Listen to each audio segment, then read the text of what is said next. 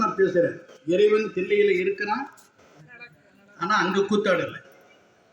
அவன் கூத்தாடலைன்னா உலகம் அழிஞ்சிடும். ஆனா உலகம் இருக்குது. அப்ப என்ன அர்த்தம்? வேற எங்கேயோ ஆடுறான்னு அர்த்தம். எங்க ஆடுகிறான்? பரத்துல இருந்து இங்க பற வேறு, இந்த உலகம் வேறு. உலகத்துல மையத்துல ஆடுறதான் உலகம் இருக்கும். எங்க ஆடிட்டு இருக்கிறான் தெரியுமா? வள்ளல் பெருமான் சொல்றேன், வருவார் அழைத்து வாடி. எங்க? வடலூர் வடதிசைக்கு வருவார் அழைத்து வாடி. இதெல்லாம் எவ்வளவோ பேர் இந்த வரியில எவ்வளவோ வரலாறு இருக்கிறது. வள்ளல் பெருமான் சொல்றாரு, தன்னுடைய தோழி கிட்ட சொல்வது போல சொல்றாரு, போய் அந்த நடராச பெருமான் அழைச்சிட்டு வா, நாம அழைத்தால் வருவார், அழைச்சிட்டு வா. எங்க? வடலூர் வடதிசைக்கு. வடலூர் போயிருக்கீங்கல்ல, வடலூர்ல அவரே ஒரு சபையை கட்டி வச்சிருக்கிறாரு. ஆனா வடலூருக்கு அழைத்து வான்னு சொல்லல, வடலூர் வடதிசைங்கிறார். வடலூருக்கு வடக்கு என்ன இருக்குது? சிதம்பரம். வடலூர் எங்க இருக்குது? சிதம்பரம் எங்க இருக்குது? சிதம்பரம் கிழக்கு இருக்குது, வடலூர் மேற்கு இருக்குது. இப்ப வடலூருக்கு வடக்குன்னா நெய்வேலின்னு அர்த்தம். இந்த நெய்வேலியில் ஒரு நடராசர் கோயில் இருக்கு, உங்களுக்கு தெரியும். உங்களுக்கு இங்க எப்படி புரிந்து கொள்வது என்பது ஒரு சின்ன, ஏன்னா நான் அனுபவிச்சிருக்கேன் சொன்னேன். இங்க தில்லையில போய் நடராச பெருமானை பார்த்தீங்கன்னா உங்களுக்கு எந்த ஈர்ப்பும் வராது. எனக்கு வரல.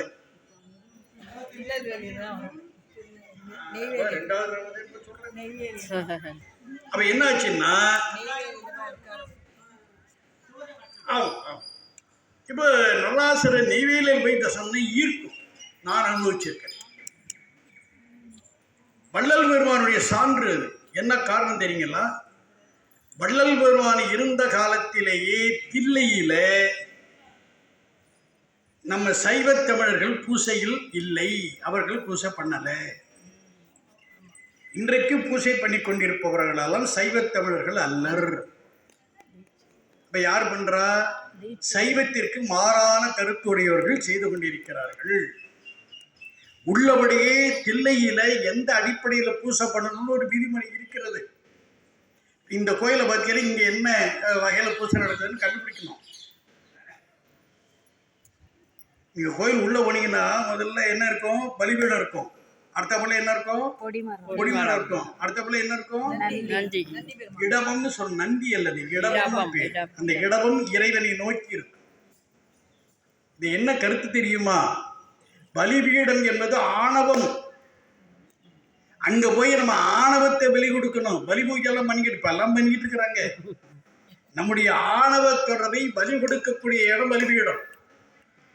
ஆணவ தொடர்பை பலி கொடுத்தாச்சுன்னா அடுத்து கொடிமரம். கொடிமரம் எப்படி இருக்கிறது? மேல கொடி, கீழே மரம். அந்த மரத்துல வளையமா இருக்கும். 36 வளையங்கள் இருக்கணும். என்ன காரணம்? இந்த உடம்புல 36 தத்துவங்கள் இருக்கின்றன. அதுதான் ஒவ்வொரு தத்துவமா கடக்கணும். ஒவ்வொரு தத்துவமா எப்ப கடக்க முடியும்? ஆணவ தொடர்பு அற்று போச்சுன்னா கடக்க முடியும். கடந்தா உயிர் என்ன ஆயிடும்? 36 தத்துவங்களை கடந்து மேல போயிடும். அதுதான் கொடி. அப்ப அந்த உயிர் எதை நோக்கும்? ஏன்னா உயிர் பற்றி கொண்டு இருக்கணும். எதையும் பற்றாம உயிரால இருக்க முடியாது. இப்ப ஆணவத்தை விட்டுடுச்சு, உலகத்தை விட்டுடுச்சு. மணிவாசக பெருமா ஆணவத்தை விட்டுட்டாரு, உலகத்தை விட்டுட்டாரு. அவரால் சும்மா இருக்க முடியுமா? பற்றி கொண்டு. யாரை பற்றுகிறார்? பெருமானை பற்றுகிறார். அதை பிரிப்பதற்கு தான் இடம். இடமும் இறைவனையே நோக்கி இருக்காது, இறைவனை பற்றி கொண்டிருத்தல். இந்த மாதிரி இருக்கிறதுக்கு என்ன பேருன்னா, ஆகமத்தை நிறைய ஆகமங்கள் சொல்லுவாங்க. 2 ஆகமம் ரொம்ப முக்கியம். 3 ஆகமம். ஒன்று காரண ஆகமம், இன்னொன்று காமிக ஆகமம், இன்னொன்று மகுட ஆகமம். எல்லா கோயில்களிலேயும் இந்த காரண ஆகமத்தில் தான் பெரும்பாலும் பூசை நடக்கும். சில கோயிலெல்லாம் மாறி இருக்கும். நீங்க பார்த்தீங்கன்னா இந்த கொடிமரம் முன்னால இருக்கும், பலிபீடம் நடுவில், அல்லது இடமும் முன்னால இருக்கும், கொடிமரம் இப்படி ஏதோ ஒரு வகையில் ஒரு மாறி இருக்கும். அப்படி மாறி இருந்தால் அது காமிக ஆகமம். ஆனா சிதம்பரம் வழி இந்த அமைப்பு இல்லை. இப்ப அங்க என்னது இது அப்படின்னா மகுடாகம்னு அர்த்தம். இந்த மகுடாகமத்தினுடைய அடிப்படை என்ன கருத்துன்னா, இறைவனை அடைவதற்கு உலகத்துல சாதி தடையல்ல, இனம் தடையல்ல, பழக்க வழக்கங்கள் தடை அல்ல. அவர்கள் உலகப் பற்றி விட்டவர்களாக இருக்கணும். அது யாரா இருந்தா என்ன? எனவே தில்லைக்கு என்ன வேணும்? பொது என்று பெயர்.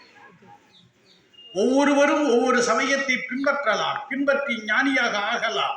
அந்த ஞானிகள் எல்லாம் வழிபாடு செய்வதற்குரிய இடம் தான் தில்லை. அல்லது தில்லை பொது என்று வைத்தார்கள். இன்னைக்கு அப்படியே மாற்றிட்டான், பொது தீட்சிதர்கள்ங்கிறான். நமக்கு எந்த விதமான உணர்வும் கிடையாது. தமிழ் உணர்வு கிடையாது, சைவ அறிவு கிடையாது. எது நடந்தாலும் சும்மா இருக்கும். அதனால தான் சைவம் வளர மாட்டேங்குது. நம்ம சிந்திக்க மாட்டோங்கிறோம், செயற்பட மாட்டோங்கிறோம். மிகப்பெரிய உண்மை அது. இதை எப்படி சார் கண்டுபிடிக்கிறது? கடையநல்லூர் அப்துல் மஜீத் என்று ஒரு அன்பர், பல பேர் கேள்விப்பட்டிருக்கலாம்.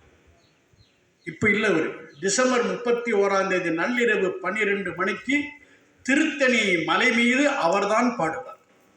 வேற யாருக்கும் உரிமை கிடையாது. நம்ம காஞ்சிபுரத்தை சார்ந்த ஒரு ஓதுவார், அன்னைக்கு இதெல்லாம் பழைய கதை சொல்லிட்டு இருக்குது. அந்த ஓதுவாரும் பாடினார். நான் அந்த நேரத்தில் நான் போயிருந்தேன். அவருக்கு ரொம்ப கோபம். ஏன்னா ராத்திரி 12 மணி இரவு, அது ஓராண்டு முடிந்து இன்னொரு ஆண்டு பிறக்கிறது. அந்த நேரத்தில் ஒரு முருகன் கோயிலில் ஒரு இஸ்லாமியர் பாடுவதா, இப்போனா மசூதியில் போய் பாடுங்க, இங்கே ஏன் பாடுறீங்கன்னு கேள்வி கேட்டார்.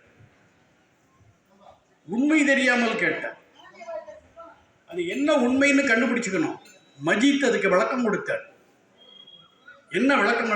ரொம்ப அருமையான பாட்டு. பராக் பராக்குன்னு ஆரம்பிப்பார் இந்த பாட்டை. நான் கேட்டிருக்கிறேன். ஒரு முறை அப்துல் மஜீத் என்ன பண்ணாருன்னா, திருத்தணிக்கு வந்திருக்கிறார். அன்னைக்கு டிசம்பர் 31 மாலை நேரம் இரவு நேரம் வந்திருக்கிறார். இந்த திருக்குளம் இருக்குல்ல, அங்கே தான் இருந்திருக்கிறார், நின்றுட்டு இருந்திருக்கிறார். ஒரே கூட்டம். இந்த கூட்டம் என்ன பண்ணிக்கல, கூட்டத்துக்கு இடையே இவரு மாட்டேங்கிறார். கூட்டம் தள்ளிக்கிட்டே போய் மேலே சென்னையில் போய் இவர் நிற்க வச்சுட்டு, இவரா போகலை. அங்கே போய் நின்ன உடனே அவருக்கு பாடல் வர ஆரம்பிச்சு, பாட ஆரம்பிச்சிட்டார். அவர் கருத்து என்ன என்று கேட்டால், எந்த சமயத்தை சார்ந்தவர்களாக இருந்தாலும் உண்மையான ஞானம் பெற்றால் அவர்களுக்கு உரிய இடம் சைவம், அவர்களுக்குரிய இடம் தில்லை, தில்லை பொது.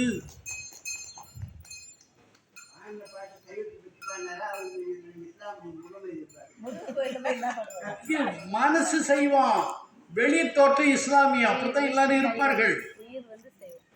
வெளி இப்ப நம்ம 63 நாயன்மார்களை இந்த ஊர்ல சாக்கிய நாயனான்னு ஒருத்தர் இருந்தார்ல, அவர் யாரு? அவர் ஒரு பௌத்தர். இன்னைக்கு 63 நாயன்மார்களை காவி வேட்டி கட்டக்கூடிய ஒரே திருமேனி சாக்கியாரோட திருமேனி. விஷயம் தெரியாம எல்லா திருமேனியும் காவி வேட்டிட்டு உட்காந்துருக்கிறாங்க. அதெல்லாம் திரும்ப இல்லை, திருமணியை படிக்கிறது இல்லை, சாத்திரத்தை படிக்கிறது இல்லை. அவாடு இஷ்டத்துக்கு அவங்க விருப்பத்துக்கு அவங்க அறிவுக்கு என்ன தெரியுமோ அதெல்லாம் பண்ணிட்டு இருக்கிறாங்க. இதெல்லாம் தட்டி கேட்கறது ஆளு கிடையாது. ஏன்னா விஷயம் தெரிஞ்ச ஆளே கிடையாது. சாக்கிய நாயனார் என்ற ஒருவருக்கு மட்டும்தான் காவி கட்டணும். அப்புறம் பெருமானுக்கெல்லாம் காவி கட்டிட்டு உட்காந்துருக்கிறாங்க. பார்த்தா வேதனையா இருக்குது, கஷ்டமா இருக்குது. என்ன பண்றது? ஒன்று இறைவன்கிட்ட தான் முறையிட முடியும். என்ன காரணம் தெரியுமா? சாக்கியர் என்பவர் பௌத்தர். அவருடைய சொந்த பேர் கூட என்னன்னு தெரியல. பௌத்தராக இருந்தவர் இந்த காஞ்சிபுரத்தில் உள்ள பல பல்கலைக்கழகங்கள் இங்கே இருந்திருக்கின்றன, கல்லூரிகள் இருந்திருக்கின்றன. அங்கெல்லாம் போய் படிக்கிறார். ஒவ்வொரு சமய தத்துவத்தெல்லாம் படிக்கிறார். அவருக்கு பிடிச்சது பௌத்தம். பௌத்தத்தை படிச்சுட்டார். ஆனாலும் மனம் நிறைவு அடையவில்லை. இந்த ஏக்கத்தில் இருக்கிற உண்மையான ஏக்கம். அந்த மாதிரி நிலையில தான் ஒரு முறை தன்னுடைய வேலையெல்லாம் முடிச்சுட்டு அப்படி வீட்டுக்கு போகின்ற பொழுது ஏதோ ஒரு உணர்வு வருகிறது. ஒரு சிவலிங்கம் கண்ணுக்கு எதிரே தெரிகிறது. அது கோயில் அல்ல, கிடக்குது. அது மேலே என்ன பண்ணாரு? ஒரு கல் எடுத்து எறிகிறார். பார்ப்பவர்களுக்கு கல்லு, அவர் உள்ளுக்குள்ளாக அது பூ. ஏன்னா சைவம் இதெல்லாம் சொல்லி எல்லாவற்றையும் பாவனையும் செய்து கொள்ளலாம், ஒன்றை இன்னொன்றாக பாவிக்கலாம். மிகப்பெரிய உண்மை என்ன தெரியுமா? என்னுடைய ஆசையை நான் கற்றுக் கொடுத்துருக்கிறேன். நீங்கள் அனுஷ்டான தீட்செல்லாம் வாங்கி அனுஷ்டானம் பண்ணுவீங்க, பூஜையெல்லாம் பண்ணுவீங்க. பண்ணுகின்ற பொழுது உங்களுக்கு உலகியல் வேட்கைகள் வருகின்றனவா இல்லையா? பூஜை பண்ணிக்கிட்டே கொள்ளற கத்திரிக்காய், அம்மா அந்த கத்திரிக்காய் வாங்கி போடு சொல்கிறாங்களா இல்லையா? இது பூஜை அல்ல.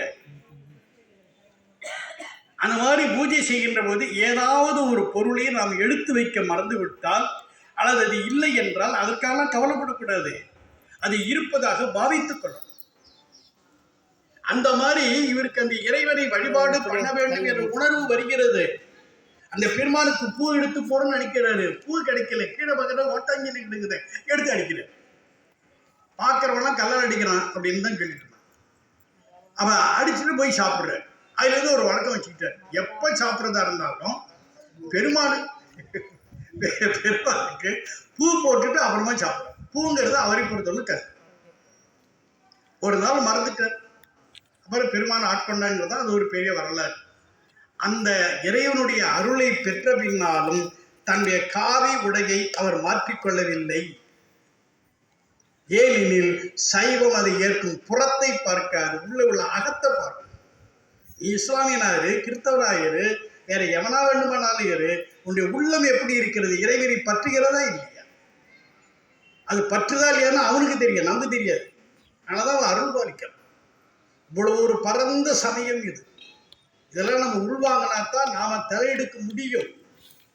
இல்லைன்னா நாம பத்தோட போனாலும் நாமும் அழிந்துதான் போவோம். இன்னைக்கு அப்படித்தான் இருக்கிறது. நான் என்னுடைய வயசுல சொன்னேன், என்னுடைய உடம்பை நான் நலமாக வைத்திருக்கிறேன். நான் பல மேடைகளில் சொல்லிடுறேன், எனக்கு என்றைக்கு இறப்பு வருமோ எனக்கு தெரியாது. ஆனா இறப்பு வருகின்ற வரையும் என்னுடைய உடம்பு ஆரோக்கியமா இருக்கும். அந்த உறுதியை என்னால கொடுக்க முடியும். ஏன்னா இந்த ரகசியம் எனக்கு தெரியும். உடம்பை நலமாக வைத்துக் கொள்வது ரகசியம் எனக்கு தெரியும். எங்களுக்கு சொல்லுங்க, எங்களுக்கு சொல்லுங்க, எங்களுக்கு சொல்லுங்க. ரகசியத்தெல்லாம் ஒரு நிமிடத்தில் சொல்ல முடியுமா?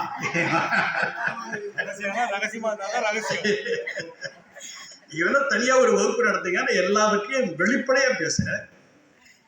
உடம்பை ஆரோக்கியமாக வைத்துக் கொள்வது எப்படி என்பதை வெளிப்படையா பேசுறேன். 2 மணி நேரம் பேசுறேன். நான் பேசி முடித்த பிறகு நீங்க கேட்டு அதை உள்வாங்கி பின்பற்ற ஆரம்பிக்கணும், உங்களுக்கு வியாதி வராது. என்னால அந்த உறுதி கொடுக்க முடியும்.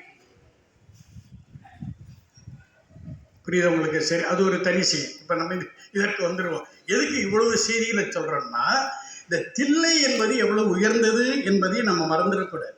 அதுக்காக இவ்வளவு செய்திகளை சொல்ல வேண்டியதாக இருக்கிறது. எனவே சிவலோகன் தில்லை சிற்றம்பலத்துள் ஈசனார் அப்படிங்கிற ஈசன் என்பதற்கு அருள்பாலிப்பவன் என்று பொருள்.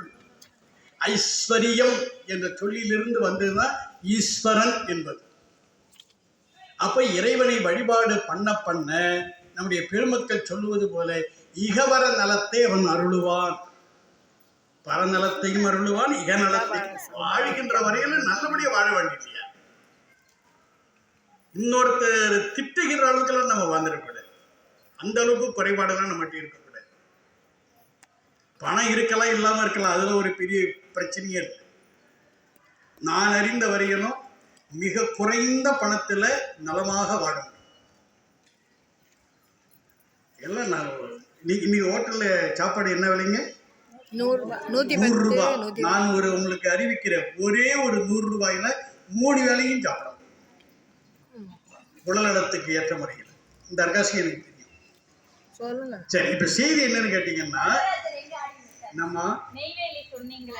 நெய்வேலி எதுக்கு சொன்னோம்னா, இப்போ சிதம்பரத்தில் எப்படி ஆச்சுன்னு கேட்டீங்கன்னா, இப்போ வடலூர் பிரச்சனையும் வந்துகிட்டு இருக்குது. வடலூர்ல அருள்வெளி நடுவில் சபை இருக்கும், சுற்றிலும் வெற்றிடம் இருக்கும். அது வேறு அருள்வெளின்னு பேர். அதுல எதையுமே ஒளிகள் காரணம் எதையும் பண்ணக்கூடாது. ஆனா இன்னைக்கு அரசு அது உள்ள வழங்கி ஏதோ பண்ண போகுது, அதான் தடுத்துட்டு இருக்கிறாங்க. இப்போ சிதம்பரம் என்ன ஆச்சுன்னா, தீட்சிதர்கள்லாம் கிரிக்கெட் ஆட ஆரம்பிச்சுட்டாங்க. பார்த்தீங்களா? இனிமே தெரியாது உங்களுக்கு செய்தி. சில மாதங்களுக்கு முன்னதாக வந்த செய்தி.